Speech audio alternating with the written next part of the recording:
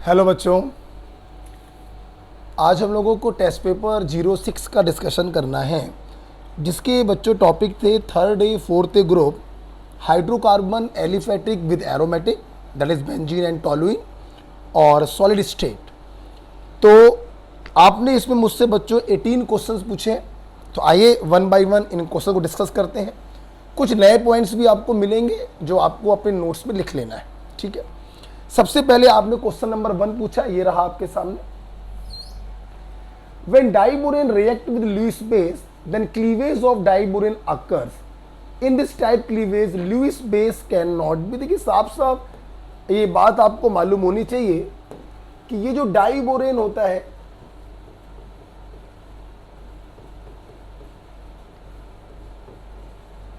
और ये 4 axial bonds, axial hydrogens होते हैं, और आपको ये भी मालूम होना चाहिए कि ये बॉन्ड एंगल 120 डिग्री का होता है और ये बॉन्ड एंगल होता है 97 डिग्री का। साथ में आपको एक बात ये भी मालूम होगी, मैंने बताई होगी आप लोगों को, कि ये 4 एक्सियल हाइड्रोजन और ये 2 बोरॉन एटम्स, ये सब के सब एक ही प्लेन्स में होते हैं, जबकि जो ब्रिज वाले हाइड्रोजन होते हैं परपेंडिकुलर टू द प्लेन, एक ऊपर होता है और एक नीचे की तरफ होता है। यहां पर बोरॉन का हाइब्रिडाइजेशन क्या हो गया, यहां पे बोरॉन का हाइब्रिडाइजेशन sp3 होता है, क्योंकि आप लोग देख रहे हैं 4 बॉन्ड बनाए हैं, sp3 होता है, but it is electron deficient होता है। आपको यह भी मालूम होगा लुईस एसिड होता है, इलेक्ट्रॉन डेफिशिएंट और लुईस एसिड। डाइबोरेन जो होते हैं कलरलेस टॉक्सिक गैस होती है, यह भी आपको बच्चों मालूम होगा, नोट्स में लिखा होगा।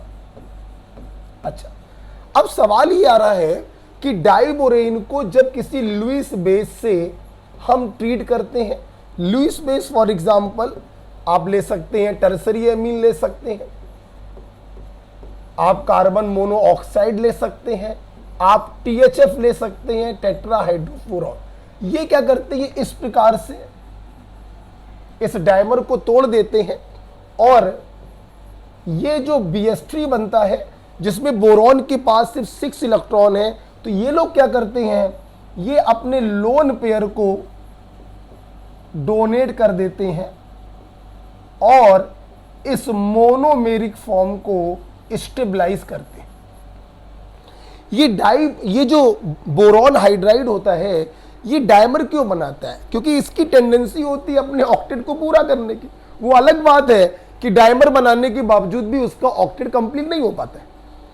अगर कोई ऐसी चीज इसको मिल जाए जो अपने लोन पेयर इसको डोनेट कर दे, इसके ऑक्टेट को कंप्लीट कर दे, तो इसको डाइमर बनाने की जरूरत नहीं पड़ेगी। हाँ बच्चों, यही काम किया लुईस बेस ने।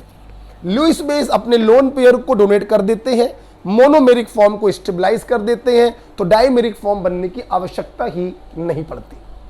तो ये पॉइंट एनसीईआरटी में लिखा है कि डाइबोरेन लुईस बेस के साथ क्लीवेज रिएक्शन शो करते हैं इस प्रकार से। लेकिन बच्चों यहां पर आप अमोनिया नहीं ले सकते। अमोनिया क्यों नहीं ले सकते, अगर डाइबोरेन में आप अमोनिया डालते हैं तो सबसे पहले एक एडक्ट बनता है,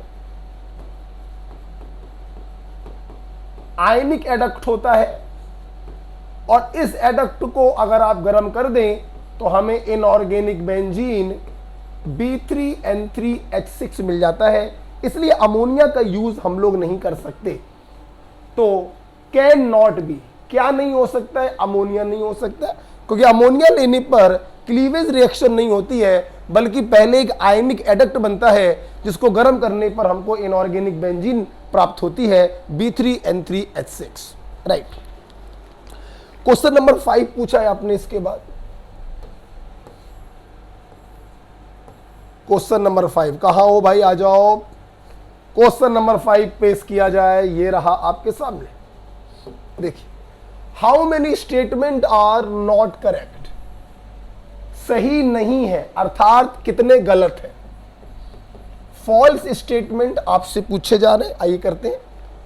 all element of third A direct combine with oxygen and nitrogen, गलत।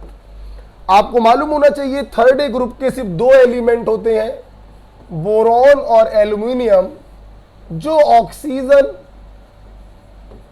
और नाइट्रोजन से डायरेक्ट कंबाइन करते हैं। ऑक्सीजन से तो और सभी लोग भी कर सकते हैं, बट नाइट्रोजन से सिर्फ यही दोनों करते हैं। और बोरॉन नाइट्राइट, यहां पर एल्यूमिनियम नाइट्राइट, यहां पे बोरॉन ऑक्साइड और एल्यूमिनियम ऑक्साइड। अदर एलिमेंट जो होते हैं वो सिर्फ ऑक्सीजन से कंबाइन करते हैं और अपना +3 स्टेट का ऑक्साइड बनाते हैं। लेकिन थैलियम जो होता है वो +3 स्टेट के साथ साथ +1 स्टेट का ऑक्साइड भी बनाता है। तो ध्यान रखिएगा, नाइट्रोजन और ऑक्सीजन से कंबाइन करने की टेंडेंसी सिर्फ दो लोगों के पास होती है। बाकी सभी लोग ऑक्सीजन से कर सकते हैं लेकिन नाइट्रोजन से नहीं कर सकते। तो पहला स्टेटमेंट बच्चों गलत हो गया। Boron is most electronegative, aluminium is most electropositive in its group, बिल्कुल सही बात है। आपको यह बात मालूम होनी चाहिए, नोट्स में लिखवाया गया है। Gallium due to its lowest melting point in third A group used in high temperature thermometer. देखिए दो बातें लिखी हैं, दोनों बातें सही लिखी है, लेकिन दोनों बातों को जोड़ दिया तो खेल गड़बड़ हो गया। गैलियम का मेल्टिंग पॉइंट बहुत कम होता है, इसीलिए ये रूम टेम्परेचर पर लिक्विड होती है, इसमें कोई संदेह नहीं है। क्या बात है भाई, इसीलिए ये रूम टेम्परेचर पर लिक्विड है, ये बात सही है। और गैलियम का इस्तेमाल हाई टेम्परेचर थर्मोमेट्री में करते हैं, ये बात भी सही है। लेकिन हाई टेम्परेचर थर्मोमेट्री में इस्तेमाल लो मेल्टिंग पॉइंट के कारण नहीं होता है, वेरी हाई बॉइलिंग पॉइंट के कारण होता है। क्योंकि गैलियम तो तुरंत मेल्ट कर जाता है, लेकिन इस लिक्विड को वेपर में बदलना बहुत टेढ़ी खीर होती है। इसका जो बॉइलिंग पॉइंट होता है वो बहुत ज्यादा होता है। इसीलिए जो गैलियम है वो हाई टेम्परेचर 2000 डिग्री तक भी लिक्विड की तरह रहता है, इसलिए गैलियम का इस्तेमाल करते हैं हाई टेम्परेचर थर्मोमेट्री। तो हाई टेम्परेचर थर्मोमेट्री में इसका यूज क्यों हो रहा है? लोवेस्ट मेल्टिंग पॉइंट के कारण नहीं, हाईएस्ट बॉइलिंग पॉइंट के कारण, इसलिए यह स्टेटमेंट गलत हो गया। इन aqueous phase both boron and aluminium form tetrahedral ion, यहां पे बच्चों कुछ गलत है। बोरॉन जो होता है वो टेट्राहेड्रल आयन बनाता है ऑफ टाइप ये बच्चों, और जो अदर एलिमेंट होते हैं वो ऑक्टाहेड्रल कॉम्प्लेक्स भी बनाते हैं लाइक दिस। तो टेट्राहेड्रल भी बनते हैं लाइक बोरॉन जो बनाता है। जब इनके ये कब बनते हैं? ये बनते हैं जब इनके ट्राई हैलाइड हाइड्रोलाइज किए जाते हैं। थर्ड ए ग्रुप के ट्राई हैलाइड जब हाइड्रोलाइज किए जाते हैं तो इस प्रकार के टेट्राहेड्रल और ऑक्टाहेड्रल कॉम्प्लेक्स बनते हैं। टेट्राहेड्रल बोरॉन बनाएगा और दूसरे लोग जो होंगे वो ऑक्टाहेड्रल बना सकते हैं। बोरॉन ऑक्टाहेड्रल नहीं बना सकता है क्योंकि बोरॉन की मैक्सिमम कोवेलेंसी 4 पॉसिबल है, इसलिए सिर्फ टेट्राहेड्रल बनाएंगे, ये काम गलत है। तो कितने फॉल्स स्टेटमेंट है? 1 2 3 फॉल्स स्टेटमेंट है। So the answer is third. बच्चों 5वें के बाद आपने क्वेश्चन नंबर 7 हमसे पूछा है, ये एनसीईआरटी की सारी पॉइंट है बच्चों। क्वेश्चन नंबर 7 आपने पूछा है, ये है भाई 7। क्या चाहते हो तुम? आयो। How many statement are incorrect? Incorrect का मतलब क्या चाह रहे हैं? फॉल्स स्टेटमेंट चाह रहे हैं। Diborane are colourless highly toxic gas, बिल्कुल सही, मैंने अभी बताया। In diborane 2 boron atom and 2 bridge hydrogen lie in same plane, गलत है। बोरॉन एटम और एक्सियल हाइड्रोजन सेम प्लेन में होते हैं, ध्यान रखिए। ब्रिज वाले सेम प्लेन में नहीं होते हैं, गलत हो गया। ब्रिज वालों का एंगल 120 बोल रहे हैं, बिल्कुल गलत है।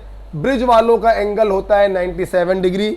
sp3 होता है, ये बात तो सही लिखी है, लेकिन ये बात गलत लिखी हुई है। डाइबोरोइन की रिएक्शन जब आयनिक हाइड्राइड से कराते हैं तो इस प्रकार के कॉम्प्लेक्स बनते हैं, बिल्कुल सही बात ये भी लिखी है बच्चों। आप याद करिए, आपको नोट्स में पढ़ाया गया है। ये देखिए, आप डाइबोरेन की रिएक्शन NaH से करा दो, आयनिक हाइड्राइड है, तो आपको NaBH4 सोडियम बोरोहाइड्राइड कॉम्प्लेक्स प्राप्त होगा। आप NaH की जगह पर अगर LiH लेंगे तो इसकी जगह पर LiBH4 कॉम्प्लेक्स प्राप्त होगा। इसलिए ये बात बिल्कुल सही लिखी है। डाइबोरेन जब आयनिक हाइड्राइड से रिएक्शन करती हैं तो इस प्रकार से टेट्राहाइड्राइडो कॉम्प्लेक्स का फॉर्मेशन होता है। तो कितने स्टेटमेंट फॉल्स हैं? 2 स्टेटमेंट फॉल्स हैं। इसका आंसर क्या होगा बच्चों? सेकंड आंसर होगा। 7th के बाद आपने क्वेश्चन नंबर 10 हमसे पूछा है। बहुत ही अच्छे पेपर्स हैं। इन पेपर का मोटिव है कि एनसीईआरटी की मैक्सिमम लाइंस मैं कवर कर सकूं, इसलिए स्टेटमेंट वाले क्वेश्चन मैं क्वेश्चन फ्रेम करता हूं। अगर यही कोरोना का लॉकडाउन ना हुआ होता और जैसा कि हम लोग सोचे बैठे हुए थे कि हम लोग जो है 1 मई से चैप्टर वाइज टेस्ट सीरीज चालू करेंगे, लेकिन लॉकडाउन लगने के कारण चैप्टर वाइज टेस्ट सीरीज चालू नहीं हो पाई, तो मैंने ये ऑनलाइन में 4-4, 3-3 चैप्टर से पेपर बनाना शुरू किया। अब 45 क्वेश्चनों की बाउंडेशन होती है, इसीलिए स्टेटमेंट वाले सवाल मैं बनाता हूं ताकि एनसीईआरटी की मैक्सिमम लाइन कवर की जा सके। बच्चों बहुत इंपॉर्टेंट ये पेपर है, बहुत अच्छे पेपर है ये एनसीईआरटी से।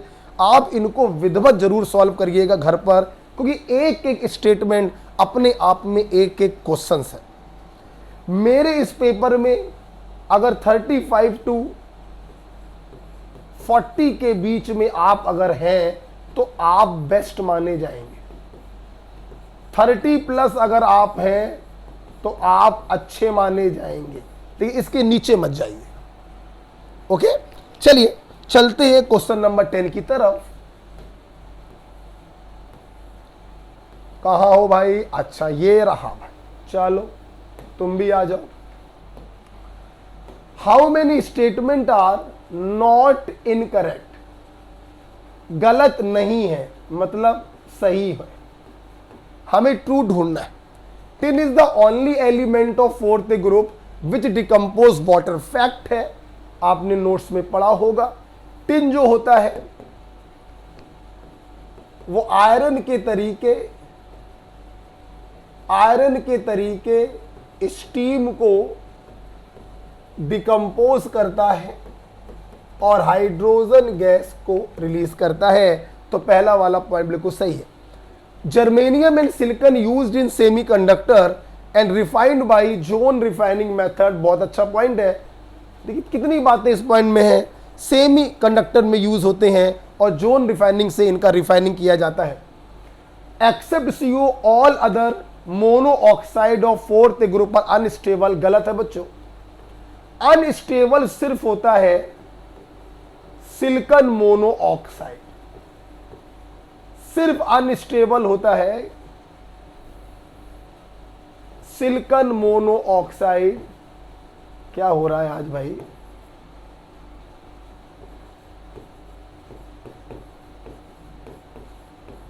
अनस्टेबल सिर्फ सिलिकॉन मोनो ऑक्साइड होता है, बाकी सब स्टेबल होते हैं। तो ये गलत हो गया statement. First 3 dioxide of 4th group are acidic. बिल्कुल सही बात है बच्चों। कार्बन, सिलिकॉन और जर्मेनियम के जो डाइऑक्साइड होते हैं बच्चों वो एसिडिक होते हैं, आपको मालूम होना चाहिए।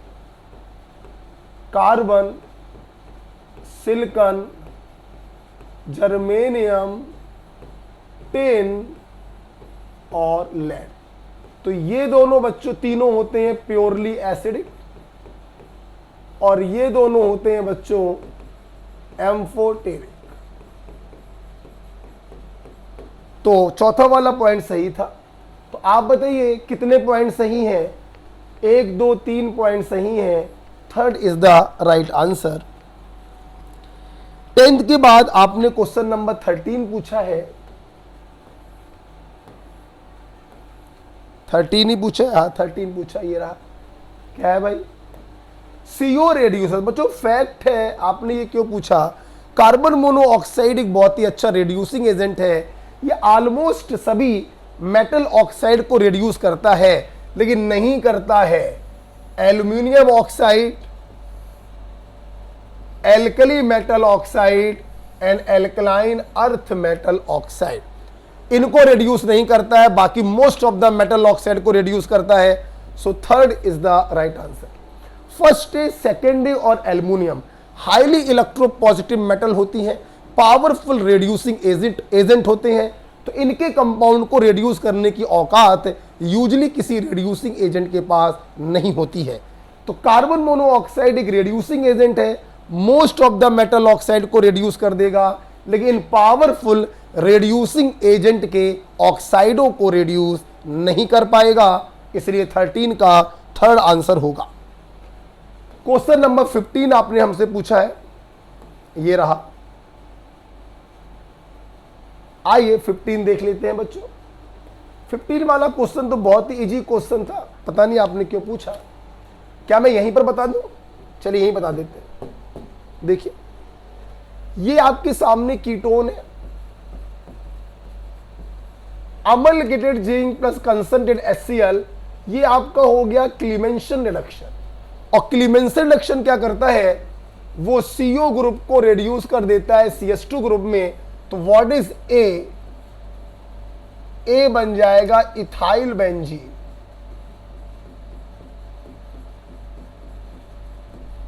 इसके बाद आपने डाला है NBS। NBS is N bromosuccinimide, allylic bromination cause करेगा। ये जो एलिल वाला कार्बन है यहां पर सब्स्टिट्यूशन होगा। Then what is B? मैं यहां बना दूं अगर बी को छोटा सा, तो बी हो जाएगा बच्चों ये, यहां पे Br आ जाएगा, राइट। इसके बाद बच्चों आपने डाला है एल्कोहलिक KOH, डिहाइड्रोहेलोजिनेशन होगा। अल्फा से Br हटेगा, बीटा से H हटेगा, बीच में पाई बॉन्ड आ जाएगा। तो व्हाट इज सी? सी बच्चों ये होगा स्टाइरीन, दिस इज सी। इसके बाद आपने HCl डाला है in presence of peroxide. HCl के केस में पेरोक्साइड का कोई यूज नहीं होगा। आप सिंपल क्या करिए, मार्कोनिकॉफ रूल से इसका एडिशन करा दीजिए। पाई बॉन्ड कटेगा, यहां प्लस होगा, यहां माइनस। ये H प्लस है, ये Cl माइनस है। प्लस जाएगा माइनस के पास, माइनस जाएगा प्लस के पास। So the right answer is 4th। Okay, तो 3 रिएक्शन यहां पर यूज हुई थी। पहला क्लीमेंसन रिडक्शन था, दूसरा एलिलिक ब्रोमिनेशन था, तीसरा डिहाइड्रोहेलोजिनेशन था, और चौथा मार्कोनिकॉफ एडिशन ऑफ HCl था। अगर यहां पर HBr लगा होता तो पेरोक्साइड इफेक्ट काम करता। HCl के ऊपर पेरोक्साइड इफेक्ट काम नहीं करता है। मार्कोनिकॉफ से आपने एडिशन करा दिया। 4th is the right answer. एक सुंदर सा क्वेश्चन, बिल्कुल नीट लेवल का क्वेश्चन था। Question number 17। क्वेश्चन नंबर 17 आपने पूछा है हमसे। अच्छा भाई, देखिए भाई क्यों पूछा है। सवाल है, इनमें से वो कौन सी रिएक्शन है जिससे प्रोपेन प्राप्त नहीं होगा। आइए 1 बाय 1 सारी रिएक्शन आपको बता देते हैं। देखिए, पहली रिएक्शन बताने जा रहे हैं। ये जब मैग्नीशियम से रिएक्शन करेगा तो ग्रिग्नॉर्ड रिएजेंट हमें मिलेगा। और ग्रिग्नॉर्ड रिएजेंट की रिएक्शन जब वाटर से कराएंगे, आपको मालूम है RMGS की रिएक्शन जब किसी कंस से कराते हैं तो ग्रिग्नॉर्ड का जो R होता है वो कंस वाले H को लेकर अलग हो जाता है। और इस प्रकार से प्रोपेन हमें प्राप्त होगा। तो पहली वाली रिएक्शन से प्रोपेन को बनाया जा सकता है, इससे तो प्रोपेन बना सकते हैं। अब दूसरी रिएक्शन देखिए बच्चों, एसिटिल क्लोराइड।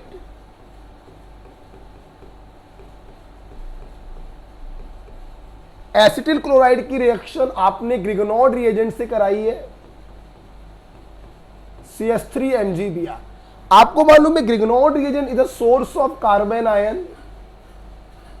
ये कार्बन आयन यहां पे अटैक करेगा, कार्बन की वैलेंसी 5 हो जाएगी, तो Cl जो है वो बॉन्ड पेयर को लेके अलग हो जाएगा और इस प्रकार से हमें एसीटोन प्राप्त होगा।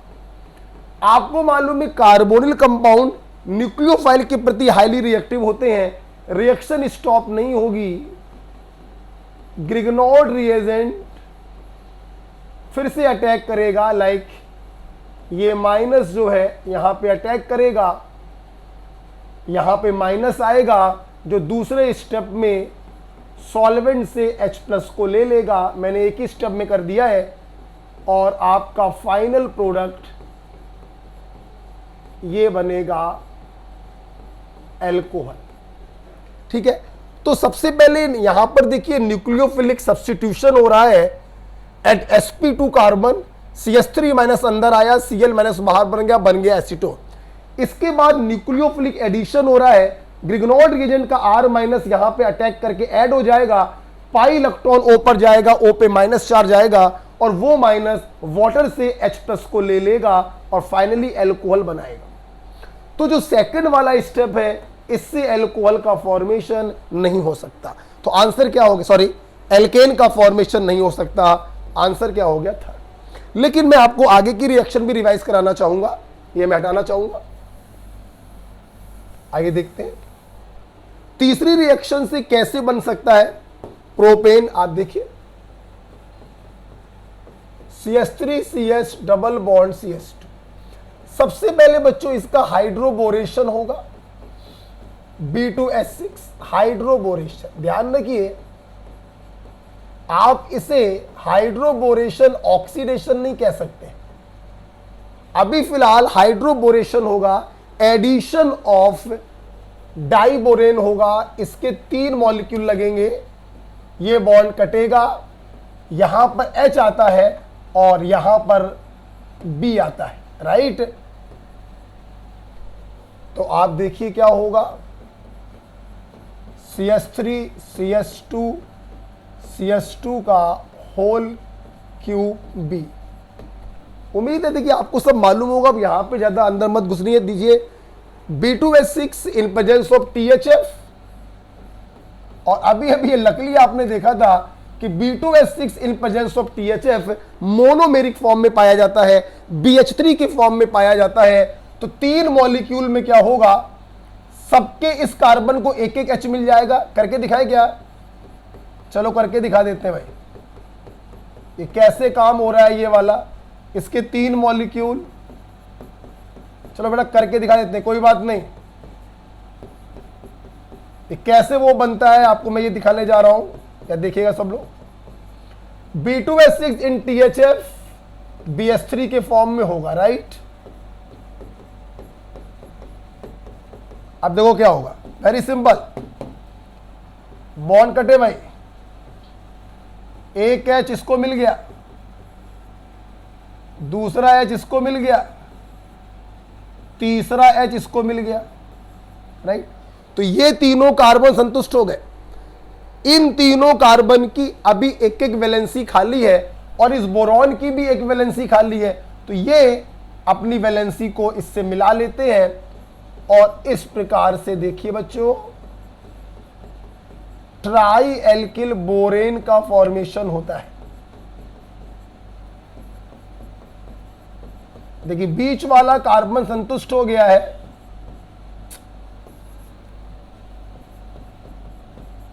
और साइड वाला जो कार्बन है वो बोरॉन से संतुष्ट हो जाएगा। इसे कहते हैं ट्राई एल्किल बोरेन, जो आपने वहां पे बनाया। तो आई होप ये किस प्रकार से इन 3 मॉलिक्यूल ऑफ एल्कीन ने BH3 को ऐड किया, किस प्रकार से हाइड्रोबोरेशन हुआ, आई होप आपको समझ में आ गया होगा और ट्राई एल्काइल बोरेन का फॉर्मेशन हो गया।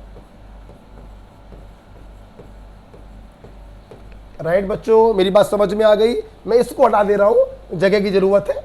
वो रिएक्शन कैसे हो रही है मैंने आपको ये समझाया है। अच्छा देखिए, अब ये जो ट्राई एल्काइल बोरेन है, यहां पे बच्चों दो रिएक्शनें पॉसिबल है। रिएक्शनें तो यहां पर तीन पॉसिबल है, लेकिन वो मतलब नहीं बनता है। एक रिएक्शन है आफ्टर हाइड्रोबोरेशन, हम लोग कराते हैं इसका ऑक्सीडेशन करवाते हैं, तो ये जो फ्री वैलेंसी है यहां से कटता है और एक OH मिल जाता है और इस प्रकार से अल्कोहल बन जाता है। तो यहां से यहां और यहां से यहां, this step is called hydroboration oxidation.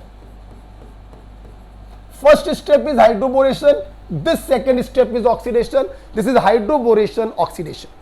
अगर आपने सेकेंड स्टेप में कोई प्रोटोनिक एसिड डाल दिया, लाइक एसिटिक एसिड, मतलब हाइड्रोबोरेशन के बाद आप ऑक्सीडेशन नहीं करा रहे हैं, आप प्रोटोनेशन करवा रहे हैं, तो आप देखिए बॉन्ड कटेगा और वहां पे H आ जाएगा और प्रोपेन का फॉर्मेशन होगा। किसका फॉर्मेशन होगा? प्रोपेन का। तो यहां पर देखिए, आपने हाइड्रोबोरेशन तो कराया है, ट्राई एल्काइल बोरेन तो बना होगा first step, but second step is not oxidation, second step is protonation, इसलिए यहां पर बिल्कुल प्रोपेन का फॉर्मेशन होगा। बिल्कुल सही बात है बच्चों, बिल्कुल सही। ओके, रिएक्शन एक और भी होती है AgNO3 के साथ, बट वो बेकार की रिएक्शन है, कोई मतलब नहीं बनता।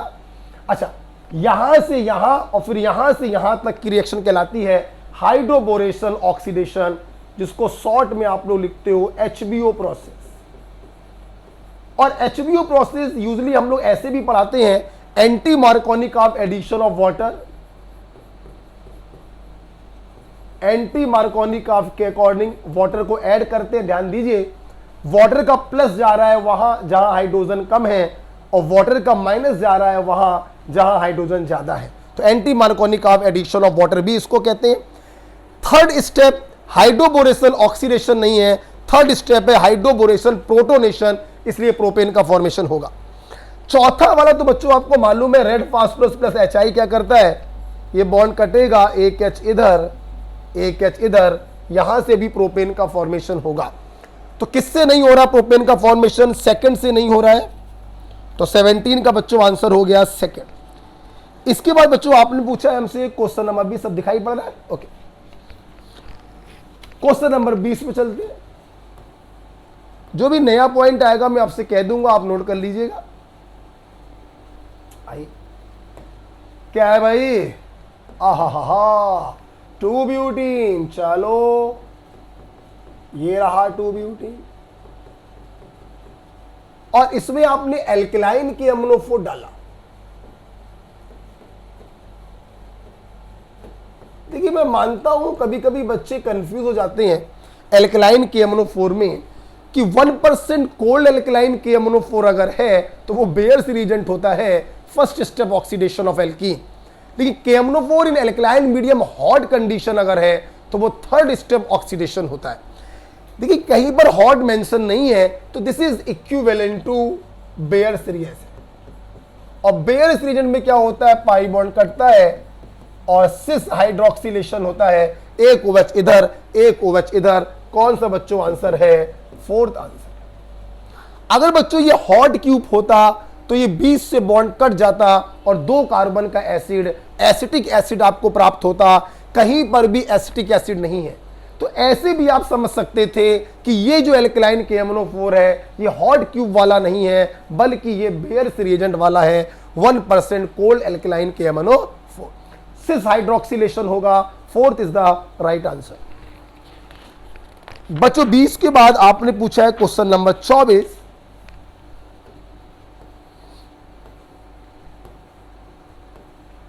ओ हो 24 में ओ गड़बड़ है भाई, कभी कभी हो जाती है बेटा, मिसप्रिंटिंग हो जाती है। लेकिन मैं उम्मीद करता हूं हमारे स्टूडेंट ने इस गलती को पकड़ लिया होगा। साफ साफ दिखाई पड़ रहा है, ऊपर जगह भी खाली थी और कार्बन के पास एक हाइड्रोजन, मतलब ये एसिटिलीन है। पाई बॉन्ड की मिसिंग हो गई थी बच्चों, ये एसिटिलीन था। ये देखिए आप समझ गए होंगे, वाटर का एडिशन आपको कराना है। 2 पाई बॉन्ड है, 2 मोल पानी को ऐड करा दीजिए। जब कभी भी Hg+2 लिखा होता है, ऑक्सीमर्क्यूरेशन, डीमर्क्यूरेशन कहते हैं। 2 पाई बॉन्ड है, 2 पाई बॉन्ड कटेंगे। एक को दे दो पानी का 2H+ और एक को दे दो पानी के 2OH-। ये जेम डाइऑल बच्चों बनेगा। जेम डाइऑल अनस्टेबल होता है, वाटर निकल जाएगा और एसिटल्डिहाइड बनेगा। What is this? This is a. इस एसिटल्डिहाइड के ऊपर आपने लिथियम एल्युमिनियम हाइड्राइड डाला है। जितने कार्बन का एल्डिहाइड है उतने कार्बन का एल्कोहल बनेगा। What is this? This is Y.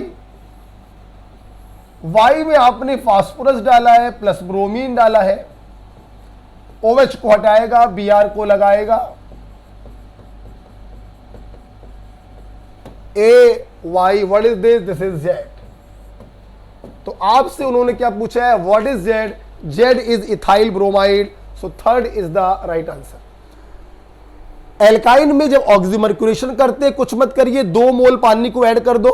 कितने मोल पानी को ऐड कर दो? 2 मोल पानी को ऐड कर देते हैं हम लोग।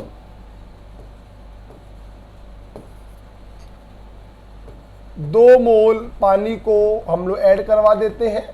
2H+, 2OH-। जेम डाइऑल बनेगा, अनस्टेबल होगा, पानी निकल जाएगा। एल्डिहाइड बनेगा।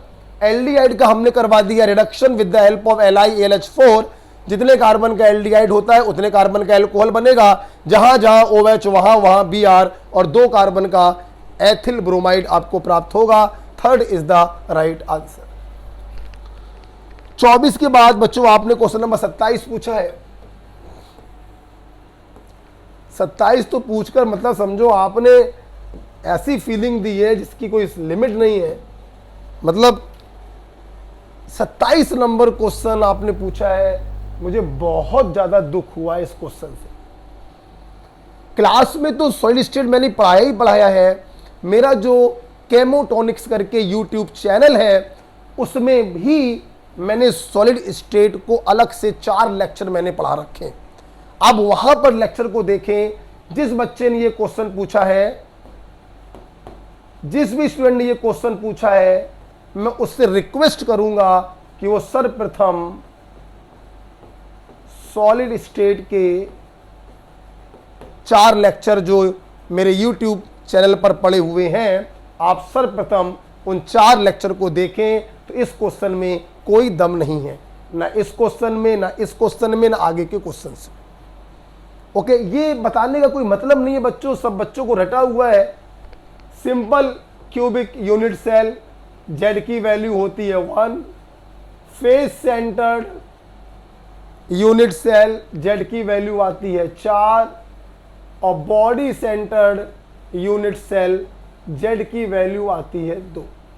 यहां पर एटम सिर्फ रखा होता है क्यूब के कॉर्नर पर। यहां पर एटम रखे होते हैं क्यूब के कॉर्नर और हर फेस के सेंटर पर। और यहां पर एटम रखे होते हैं क्यूब के कॉर्नर और क्यूब के बॉडी सेंटर पर। कॉर्नर वाले का कंट्रीब्यूशन होता है 8,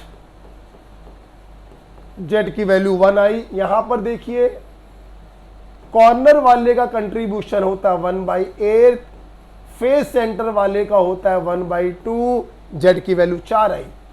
इस वाले में देखिए 8 कॉर्नर है, contribution 1/8 plus 1 body centre, contribution 1, तो जेड की वैल्यू आ जाएगी 1। आपसे रेशियो पूछा है, पहले किसका पूछा है? सिंपल क्यूबिक का, तो 1 लिख लो।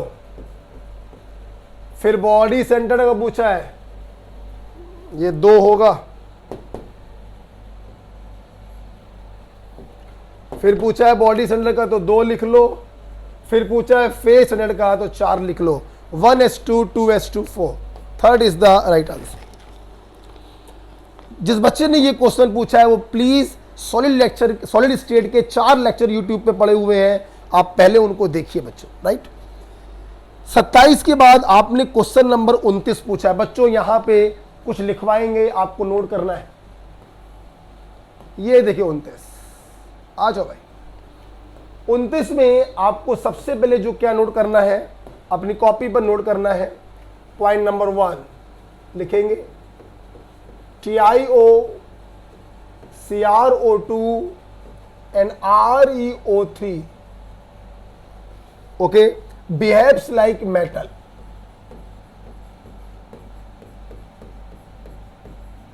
behaves like metal। Metal oxide होने के बावजूद भी ये मेटल की तरह बिहेव करते हैं। और इनमें जो ये रेनियम जो ऑक्साइड है, इसके बारे में हम आपको बताना चाहेंगे कि इट्स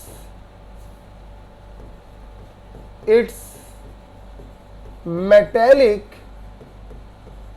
कंडक्टिविटी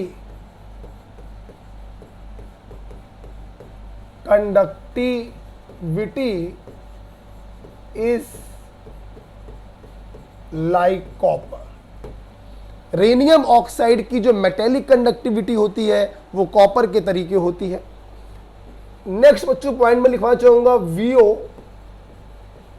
VO2, VO3 और TiO3 दे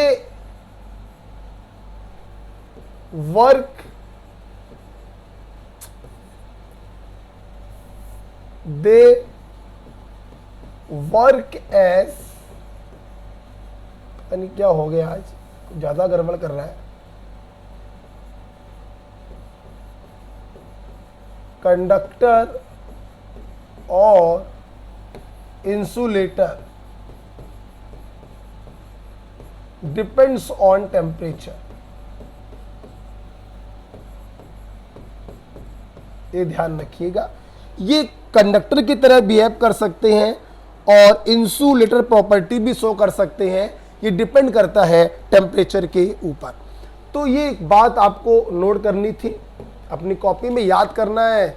ये आपको पॉइंट क्या होना चाहिए, याद होना चाहिए बच्चों। देखिए, तो रेनियम ऑक्साइड के बारे में लिखा हुआ है कंडक्टिविटी लाइक कॉपर। फर्स्ट का आंसर P हो गया, तो थर्ड नहीं हो सकता, फोर्थ नहीं हो सकता। राइट। VO3 के बारे में बताया, एक्ट एज कंडक्टर और इंसुलेटर डिपेंडिंग अपॉन टेम्परेचर। 2 की वैल्यू बच्चों R हो गई, तो ये वाला भी गलत हो गया, यहीं से आंसर आ गया।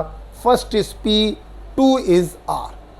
बाकी बच्चों अगर आपको याद हो, MnO जो होता है ये एंटी फेरोमैग्नेटिक होता है और CrO2 जो होता है ये फेरोमैग्नेटिक होता है। ये आपको याद होगा। फेरोमैग्नेटिक हम उनको कहते हैं जिनके सारे डोमेन्स जो होते हैं एक ही तरफ अलाइंड होते हैं। फेरी मैग्नेटिक उनको कहते हैं मोस्ट ऑफ द डोमेन एक तरफ होते हैं, कुछ दूसरे तरफ होते हैं। और एंटी फेरोमैग्नेटिक उनको कहते हैं जिनका नेट मैग्नेटिक मूवमेंट 0 होता है। जितने डोमेन ऊपर की तरफ उतने ही डोमेन नीचे की तरफ होते हैं। राइट, तो बहुत ही सिंपल था।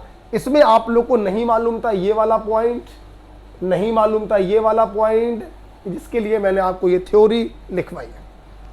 कॉपी पे लिखना है। 29 के बाद आपने क्वेश्चन नंबर 31 पूछा है बच्चों, तो वो कौन सा ऑक्साइड है जिसकी मेटेलिक कंडक्टिविटी कॉपर के जैसी होती है? Rhenium oxide. ये देखिए ये वाला सवाल वही है, फेरो, फेरी और एंटी फेरो वाला जो अभी समझाया मैंने। आपने क्वेश्चन नंबर 31 मेरे से पूछा है। आइए, एलिमेंट बी फॉर्म CCP। कोई एलिमेंट बी है जो क्यूबिक क्लोज पैकिंग बना रहा है। तो मान लिया आपने बी का नंबर है Z। अगर बी का नंबर Z है तो ऑक्टाहेड्रल वॉइड Z होंगे और टेट्राहेड्रल वॉइड 2Z होंगे। ऑक्टाहेड्रल वॉइड का नंबर ऑफ कंस्टिट्यूएंट पार्टिकल के बराबर होता है जो क्लोज पैकिंग बना रहा है, और टेट्राहेड्रल वॉइड का नंबर 2 टाइम्स होता है। ये 2z लिखा है बच्चों, 2z लिखा है, ठीक। अच्छा आगे बढ़िए। A occupies half of the octahedral void, half किसका? ऑक्टाहेड्रल वॉइड का। तो ए का लंबा कितना आ गया? z/2। And oxygen atom occupies all the tetrahedral void, ये देखिए। तो बताइए फार्मूला क्या होगा? ए बी ओ के टर्म्स में बताना है, तो ए z/2 बी z ओ 2z। सॉल्व करिए, z z z कैंसल हो गया, होल नंबर में बदलने के लिए 2 से मल्टीप्लाई कर दीजिए, तो a का कॉफिशिएंट 1 आएगा, b का कॉफिशिएंट 2 आएगा और o का कॉफिशिएंट 4 आएगा। AB2O4 is the right answer. तो जो एटम क्लोज पैकिंग बना रहा है हम उसके नंबर को पता कर लेते हैं, उतना ही नंबर होता है ओवी का, डबल नंबर होता है टीवी का। जैसा क्वेश्चन बोलता जाए वैसा आप करते जाइए, आपका आंसर आ जाएगा। राइट, 31 के बाद 33 आपने पूछा है। अब बताइए 33 वाला क्वेश्चन आपने पूछा है, अब मैं इसमें क्या कहूं बताइए मेरे भाई। वॉइड फ्रैक्शन है, वॉइड फ्रैक्शन है 0.26, खाली स्थान है 0.26, तो भरा स्थान पैकिंग फ्रैक्शन होगा 0.74, परसेंटेज में बदलोगे तो 74%। आपको मालूम होना चाहिए पैकिंग फ्रैक्शन 74% CCP का भी होता है और HCP का भी होता है। CCP का मतलब ABC, ABC, ABC type close packing, और HCP का मतलब AB, AB, AB type close packing. तो ये वाला भी सही है, ये वाला भी सही है, आंसर लगाएंगे फोर्थ, बोथ 1 and 2। BCC का होता है 68% और सिंपल क्यूबिक का होता है 52%। सबसे ज्यादा पैकिंग फ्रैक्शन होता है FCC, जिसको CCP भी कहते हैं, और दूसरा होता है हेक्सागोनल क्लोज पैकिंग का 74%। 33 के बाद आपने 36 हमसे पूछा है।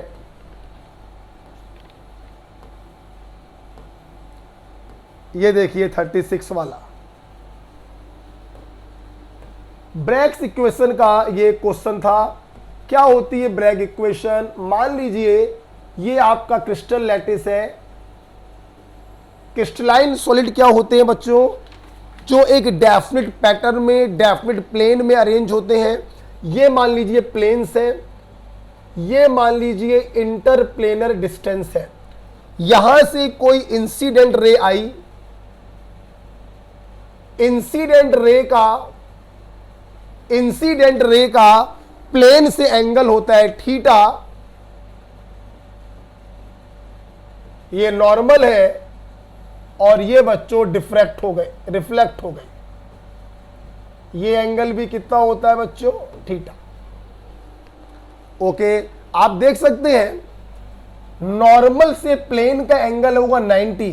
तो अगर ये एंगल थीटा है तो ये एंगल होगा 90 माइनस थीटा। तो ब्रैग इक्वेशन हमसे कहती है n lambda is equal to 2d sine theta. Theta क्या है? इंसिडेंट रे और प्लेन के बीच का एंगल। d क्या होता है? Interplanar distance. लैम्डा क्या है? Wavelength of incident ray. n को कहते हैं बच्चों ऑर्डर ऑफ डिफ्रैक्शन। n को कहते हैं ऑर्डर ऑफ डिफ्रैक्शन। और आज हैंग बहुत कर रहा है ये,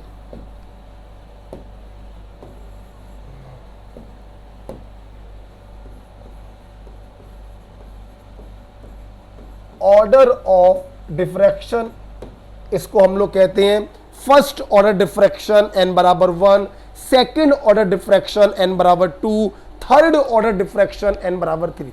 अगर ऑर्डर ऑफ डिफ्रैक्शन नहीं दिया जाता है तो फर्स्ट ऑर्डर डिफ्रैक्शन आप मानेंगे। आइए क्वेश्चन करते हैं।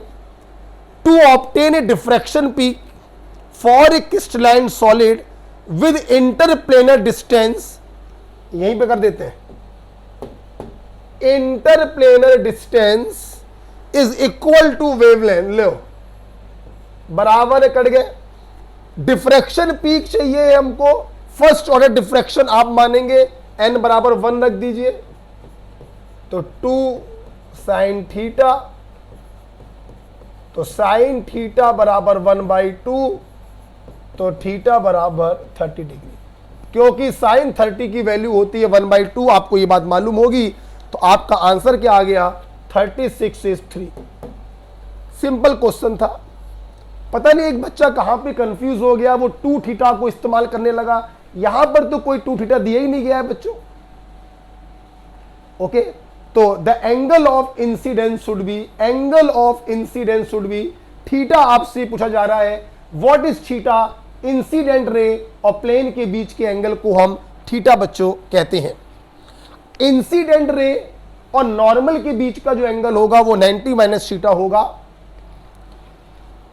36 के बाद बच्चों आपने हमसे 39 क्वेश्चन नंबर पूछा है।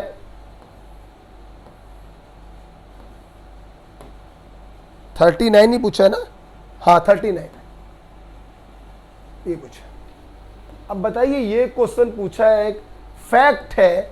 अब इसमें मैं क्या आपको बता सकता हूं, फैक्ट है ये, एनसीईआरटी में लिखा हुआ।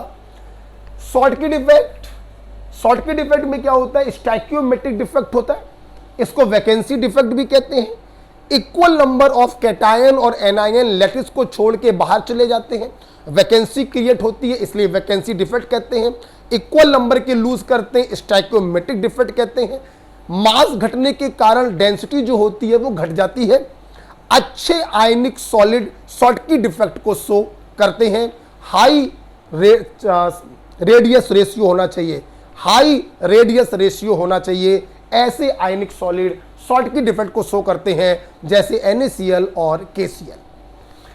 क्या है इसके बारे में, देयर आर अप्रोक्सीमेटली 10 की पावर 10 शॉर्टकी पेयर पर सेंटीमीटर क्यूब। गलत है बच्चों, 10 की पावर 10 नहीं होता है, 10 की पावर 6 होता है। पॉइंट नंबर 1, 1 सेंटीमीटर क्यूब अगर NaCl का टुकड़ा लें, 1 सेंटीमीटर क्यूब का मतलब है 1 सेंटीमीटर लंबाई हो, 1 सेंटीमीटर चौड़ाई हो और 1 सेंटीमीटर गहराई हो। 1 1 1, तो 1 सेंटीमीटर क्यूब का अगर NaCl का टुकड़ा लिया जाए तो इसमें बच्चों 10 की पावर 6 शॉर्टकी पेयर्स होते हैं, ना कि 10 की पावर 10। पहला स्टेटमेंट क्या हो गया, गलत हो गया। दूसरा स्टेटमेंट, ये 1 सेंटीमीटर लंबाई, 1 सेंटीमीटर चौड़ाई, 1 सेंटीमीटर और गहराई 1 सेंटीमीटर, तो इसका वॉल्यूम कितना आ जाएगा, volume of this NaCl cube या टुकड़ा इज 1 सेंटीमीटर क्यूब। तो 1 सेंटीमीटर क्यूब में 10 की पावर 6 शॉर्टकी पेयर्स होते हैं, ना कि 10 की power 10। Next point, in 1 centimetre cube there are 10 की पावर 22 आयंस। ये भी सही है, बोला 1 सेंटीमीटर क्यूब के टुकड़े में, 1 सेंटीमीटर क्यूब के टुकड़े में कितने आयंस होते हैं, 10 की पावर 22 आयंस होते हैं। ये फैक्ट नंबर 2 है। अब आप लोग सोचो, 1 सेंटीमीटर में इतने शॉर्टकी पेयर है और 1 सेंटीमीटर क्यूब में इतने आयन है, this equal to this, this equal to this, तो ये दोनों भी आपस में बराबर हुए। तो क्या मैं ये नहीं लिख सकता हूं 10 की पावर 6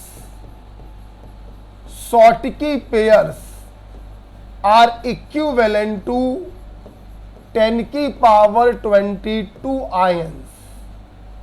तो 1 Schottky pair is equivalent to इतने आयन, दैट इज 10 की पावर 16 आयन।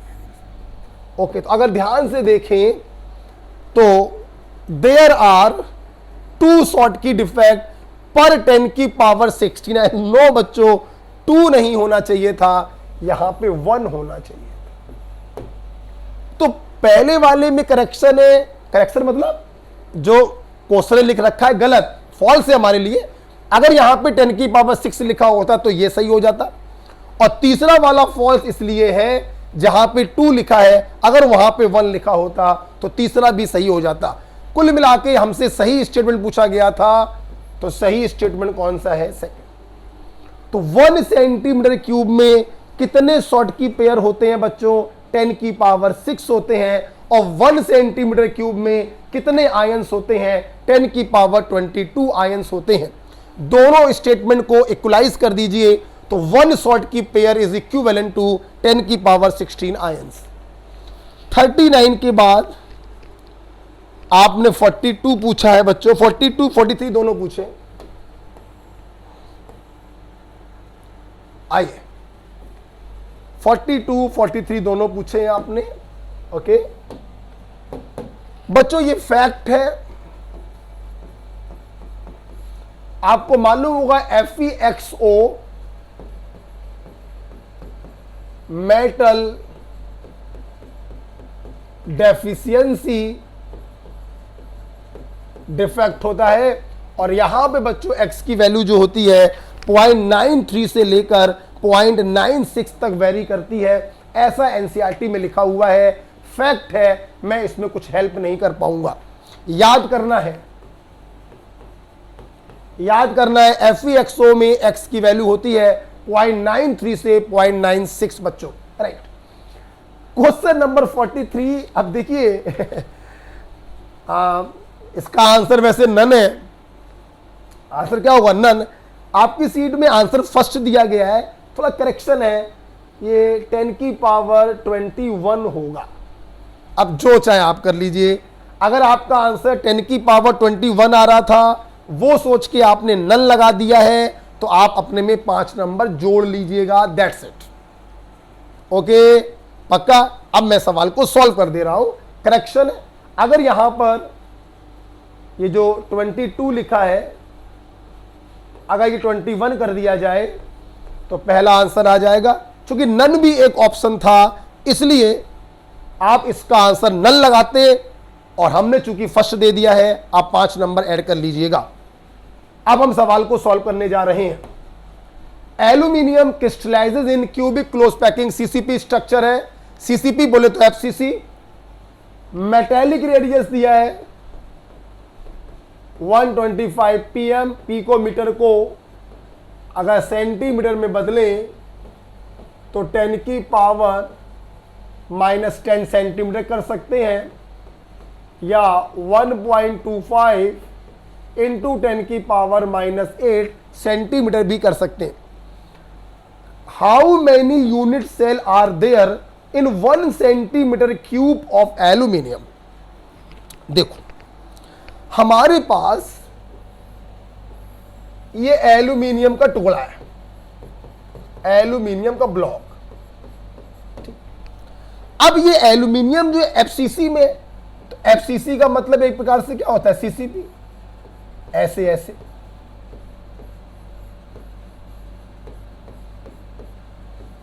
मतलब इस एल्यूमिनियम के ब्लॉक में जो एल्यूमिनियम के एटम्स हैं वो FCC पैटर्न में अरेंज है। सीधी सी बात है, ऐसे। अब ये पूछ रहे हैं कि अगर इस एल्यूमिनियम ब्लॉक का वॉल्यूम 1 सेंटीमीटर क्यूब हो तो बताओ कितने यूनिट सेल इसके अंदर होंगे। Very very simple. आप एक यूनिट सेल का वॉल्यूम निकाल लीजिए, एक यूनिट सेल का वॉल्यूम ऑफ 1 यूनिट सेल आप निकाल लीजिए, that is a cube. Very simple, unitary method का क्वेश्चन था, क्लास 5th स्टैंडर्ड का ये सवाल था, पता नहीं आप क्यों नहीं कर पाए। वेरी सिंपल, इतना वॉल्यूम अगर होता तो 1 क्यूब होता, तो अगर इतना वॉल्यूम लिया जाए तो कितने यूनिट सेल होंगे? Very very simple question. क्या थीम है? फिर थीम समझिए। एल्यूमिनियम का एक टुकड़ा है जिसका वॉल्यूम में 1 सेंटीमीटर क्यूब। सवाल है, अगर एल्यूमिनियम के एटम सीसीपी पैटर्न में उपस्थित है तो बताइए 1 सेंटीमीटर क्यूब में कितने यूनिट सेल होंगे? वेरी सिंपल, आपने 1 यूनिट सेल का वॉल्यूम निकाला जो 1 क्यूब आएगा। 1 क्यूब सेंटीमीटर क्यूब अगर होता तो 1 यूनिट सेल होता, तो अगर इतना वॉल्यूम होगा तो कितने यूनिट सेल होंगे? Very simple question. आइए करते हैं। थीम समझ में आ गया? मैं ये हटा रहा हूं, जस्ट अ मिनट।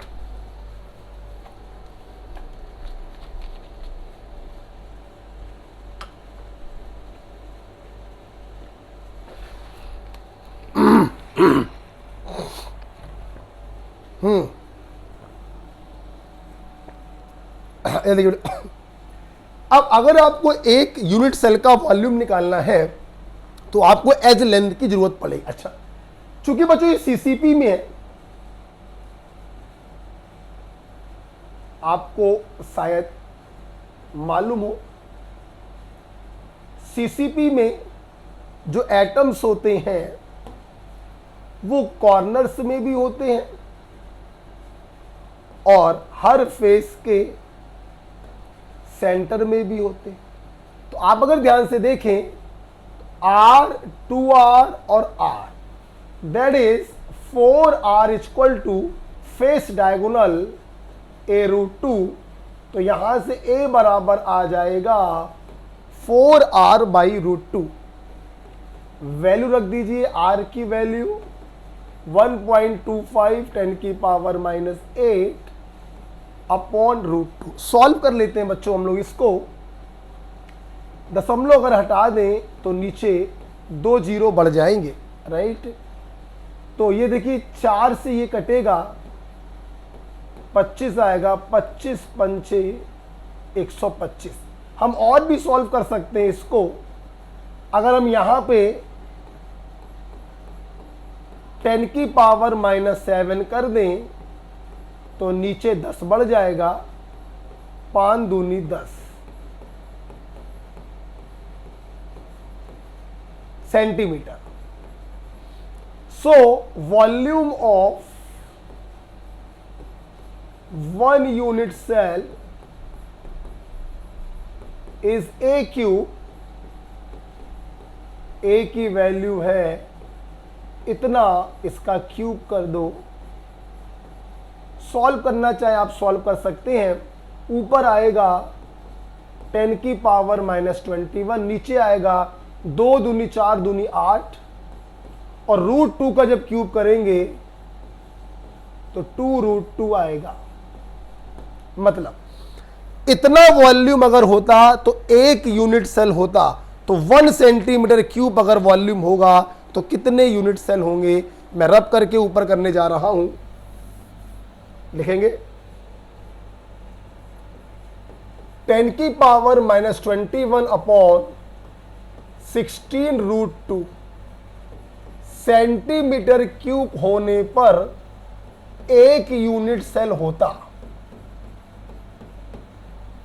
तो 1 सेंटीमीटर क्यूब वॉल्यूम होने पर कितने यूनिट सेल होंगे? ये चला जाएगा डिनोमिनेटर में, 16√2 यूनिट सेल। और यही बच्चों आपका आंसर है। 10⁻⁻21 जब ऊपर जाएगा तो 10⁻+21 हो जाएगा, 16√2 10⁻21। तो सिंपल क्वेश्चन था।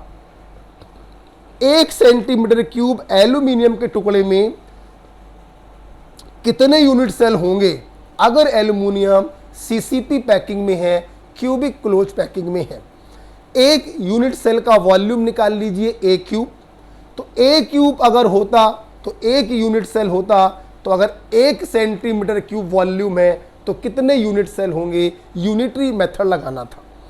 अब यहां पे रेडियस तो दिया गया था एटम का, एज लेंथ नहीं दिया गया, तो सीसीपी का मतलब एफसीसी होता है 4r बराबर a√2 आ गया, तो यहां से a बराबर 4r/√2 आ गया, वैल्यू रखी, आपकी आंसर आ गई। बच्चों जानते हो मैंने पिकोमीटर को सेंटीमीटर क्यूब में क्यों बदला, क्योंकि एग्जामिनर जिस वॉल्यूम में नंबर ऑफ यूनिट सेल पूछ रहा है वो वॉल्यूम सेंटीमीटर क्यूब में है, इसलिए यूनिट सेल का वॉल्यूम भी आपको सेंटीमीटर क्यूब में निकालना पड़ेगा। राइट, तो 43 क्वेश्चन के बाद आपने 45 नंबर सवाल भी पूछा है। ये सवाल भी पूछ के बहुत दुख प्राप्त आपने हमको दिया। आप देखिए इस क्वेश्चन में मैंने साफ साफ अभी रिसेंटली सॉलिड स्टेट के 4 लेक्चर्स पढ़ाए हैं और क्लास में भी पढ़ाया है। एमॉर्फस सॉलिड, जितने भी पॉलीमर होते हैं वो एमॉर्फस सॉलिड में बच्चों आते हैं। Cellophane okay, but naphthalene is not okay. Naphthalene जो होता है वो मॉलिक्यूलर क्रिस्टलाइन सॉलिड होता है। ग्लास इज ओके, बट एक गड़बड़ हो गया तो ये आंसर नहीं होगा। नेपथलीन गड़बड़ हो गया, बेंजोइक एसिड गड़बड़ हो गया, पॉलीमर है ये सही है, 2 गड़बड़ हो गए तो ये भी आंसर नहीं होगा। पॉलीयूरेथेन यस एमॉर्फस होगा, जितने भी पॉलीमर होते हैं एमॉर्फस होते हैं। सेलोफेन सेलुलोज का डेरिवेटिव होता है, एमॉर्फस होगा। टेफ्लॉन पॉलीटेट्राफ्लोरोएथिलीन होता है, पॉलीमर होता है, ये भी एमॉर्फस होगा। तीनों के तीनों एमॉर्फस हैं, यही हमारा राइट आंसर होगा। तो 45 का बच्चों आंसर क्या हुआ 3। बहुत अच्छे क्वेश्चंस। मैं कोई अपनी तारीफ बच्चों नहीं कर रहा हूं, ना मुझे अपनी तारीफ करने का शौक है। पेपर की तारीफ मैं इसलिए कर रहा हूं, सिर्फ इसलिए कर रहा हूं ताकि आप इन पेपर को अच्छे से दें। क्वेश्चन आपके 30 सही हो या 35 सही हो या 40 सही हो या 42 सही हो, पेपर को घर पर विधिवत दोबारा आप लगाइए, आपको बहुत बेनिफिट मिलेगा। पेपर दीजिए, मैं बार बार कह रहा हूं, टेस्ट दीजिए, लाइव टेस्ट दीजिए और इस पेपर को दोबारा भी सॉल्व करिए। ओके, तो टेस्ट नंबर 6 खत्म होता है। अगला टेस्ट होगा टेस्ट नंबर 7। फिर मिलेंगे हम लोग अगले डिस्कशन में टेस्ट नंबर 7। खुश रहो बच्चों, पढ़ते रहो, मस्त रहो और मेरे साथ बने रहो। मिलते हैं नेक्स्ट डिस्कशन में। ओके बेटा, थैंक यू।